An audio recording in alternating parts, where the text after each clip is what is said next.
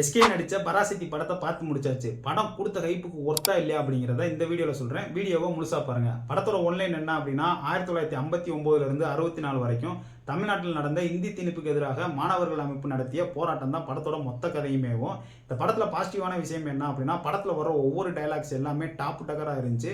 அதே மாதிரி இன்ட்ரோவில் வர சீன்லாம் பிளாஸ்டாக இருந்துச்சு. டைலாக்ஸ் முக்கியமாக அவ்வளோ சூப்பராக இருக்கும்.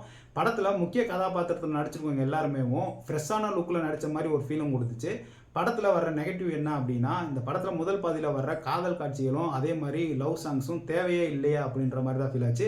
அதுக்கு பதிலாக இந்தி திணிப்புக்கு எதிரான போராட்டத்தை இன்னும் டீட்டெயிலாக கொண்டு வந்து சொல்லியிருந்தாங்க அப்படின்னா இன்னும் சிறப்பாகவே படம் வந்திருக்கும்.